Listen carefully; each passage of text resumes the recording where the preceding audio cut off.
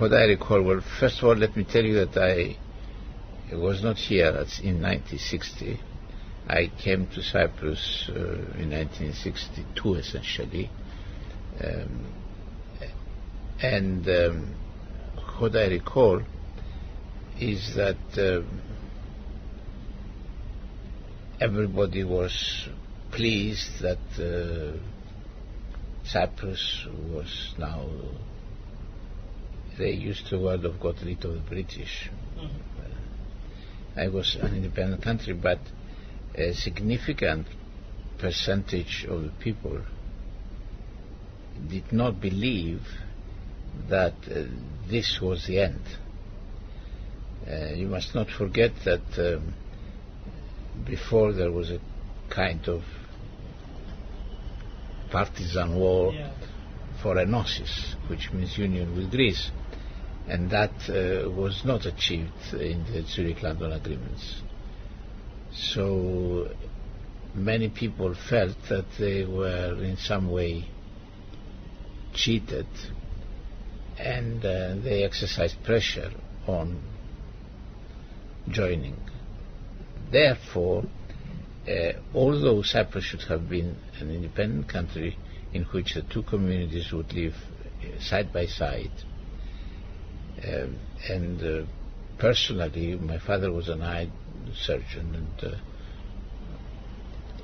without exaggeration, every single Turkish Cypriot would visit him, and he would, from the great majority, did not take any money, and therefore we always had very good relations with Turkish Cypriots. But a lot of people in the first years after the 60s was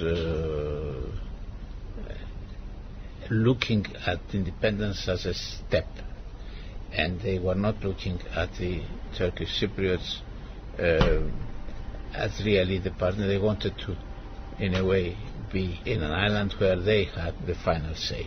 So what you're saying is that even at the start of independence in 1960, there was still a huge part of the community who thought that enosis was the way forward? Yes, that was very much so. Of course, with time that it's not there, and now nobody can even think of it. How did you feel? I was always in favor of Cyprus being independent and of having within the island everybody living in peace and in cooperation. I was dead against the various terrorist acts that were taking place at that time. But also, I must admit, I was supporting the idea of Archbishop Makarios of the government not having to be dependent on the position of Turkish Cyprus, but in many ways this was the result of our behavior. So you came back to the island in 1962, and you were here when the trouble started, I assume? Oh yes, I was here. So when was the point that you realised that things are going very badly here, that the country is starting to look like it's falling apart? Yes, well, that is exactly what we felt, and that was not just me. Did you, at the time, see the violence in front of your eyes? Did you see the situation unfolding? Well, no, I didn't see any fighting around me, or any killing, but I did suffer from it in many ways. First of all, I revert to my father in this sense. He was, as I said, an eye surgeon, and he was the doctor of Cyprus. When the trouble started, suddenly he became the doctor of Limassol, and not only of the whole of Limassol, because people would not go around, neither Turkish Cypriots nor Greek Cypriots and so on. And when I then started to develop my own activities as a consultant, and we lived in Limassol where the clinic of my father was. many times in order to come back from Nicosia to Limassol. We had to come through Troodos to avoid the areas of Kofino and so on where the troubles were. So this period, the early 60s, is a very difficult one to explain. The situation went from bad to worse. And you were a young professional, you were a young businessman. Could you, in your wildest dreams at that point, have any indication of what was going to happen? No, I could not. That we would have had what we had. But at the same time, I was very much a supporter of the idea of the need for an agreement with the Turkish Cypriots.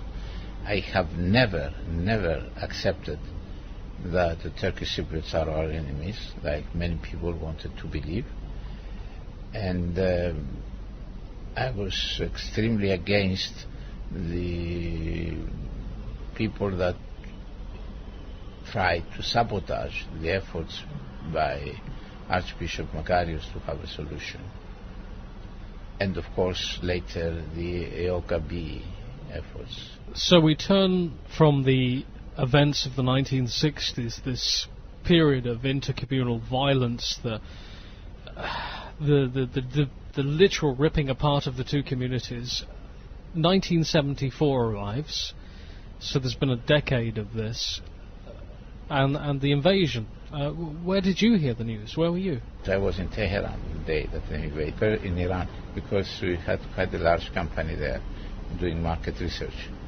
So it was a shock of my life. I was extremely worried about my family, and immediately I left for Beirut.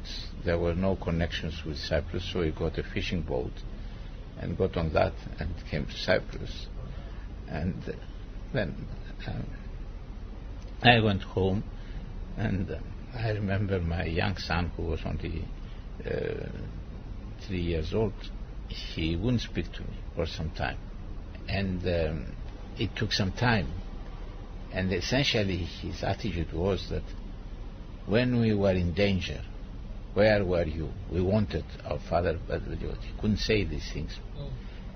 But essentially this was the approach. So really it was a tragic moment, and the girl that was working for us was taken hostage, and not hostage, was imprisoned by the Turkish forces, and got raped and all that, and came to us asking for help. The horror of that summer must be for you, sitting here looking back at it, just very, very hard to describe, I would imagine. I have to tell you that in January of 75, which was only a few months after the invasion, I made a speech in a public space, and I said that we should not sit down and cry. We hope that we will have a solution. I was hoping that we can have a solution in the next few months, but in the meantime we have to work, and there are plenty of opportunities. And from what I hear, this was probably the first optimist speech which was in the papers. But by the way, I was not a political person at that time, not at all. I had absolutely no political role until I became president. I was businessman, but also a person that was very much interested in the country, the tradition of my family and everything, and therefore I was trying as an economist to speak, to deal with issues, etc., etc. This period after 1974, immediately after 1974 into 75, and even 76, there was this, even though there was a bit of stagnation, not much seemed to be happening, there was a kind of hope, wasn't there, that Famagusta, with its washing lines still, holding clothes, that would be returned, and there would be some kind of normality returned to the island. I mean, there was a feeling, especially in the east of Cyprus, that Famagusta was going to be given back. Well, that was what even Turkey was saying, that we will get back Famagusta. Not of Famagusta, that Turkey was saying Turkey, when invaded Cyprus, they took Famagusta, and they didn't permit anybody to go and live there, because they said we keep it until later. Now moving forward to you, George Vassiliou, being president of Cyprus, 1988, and suddenly the Cyprus problem and talks are your problem. You're put in the negotiating process, and you had to deal with Rolf Denktash. I remember you telling me a decade ago that was incredibly difficult for you. He did not want a solution of the Cyprus problem in the sense of Cyprus becoming a bi-zonal, bi-communal federation. He wanted a separate Turkish Cypriot state. And I'll give you my book, which has been published a few months ago in London, on that period and the negotiations, and you will see what was the behavior and the United Nations resolutions. The one came after the other, supporting the solution, supporting this and that, but on the side of Turkey there was absolutely no reaction. What's interesting with you, Mr. President, when I read back through the newspapers of the time and when you came to office, is that unlike everybody else, the political elite, the political circles here in the capital, George Vassiliou just appeared from nowhere, literally from nowhere. I mean, it was incredibly unusual for Cyprus politics for an unknown simply to end up president so quickly, to end up president of the country. How did all this transpire? Well, let me tell you first of all that it's interesting, because I'm now involved in writing the story of my family and myself, of course. And I was during the weekend working alone in our house in Governor's Beach, and I looked at the period when I was had to decide to stand for president, and we took this decision together with my wife after a serious discussion, a lot of discussion. But well before that, we had come to realize that Mr. Kyprianou was a president who was not really helping Cyprus, because he was not able to take decisions. And the situation was going from bad to worse, and I was worried. I was worried very much, and although I was not with the party or anything, but I was worried, and I was expressing my worries in various ways. So when I decided to run as a candidate, we had discussed it greatly with my wife, and she was my supporter all the time. The children also. So in some way, they were not surprised, because being an independent, being for the first time there and so on, to win I had to give the message that I'm sure I will win. So everybody around me was part of that. They may have their worries, but they was part of that. And of course, when we won, they were extremely happy. Yeah. So there was this, generally, even you felt it, this great feeling of surprise. George Vassiliou, who is that? Who's he connected to?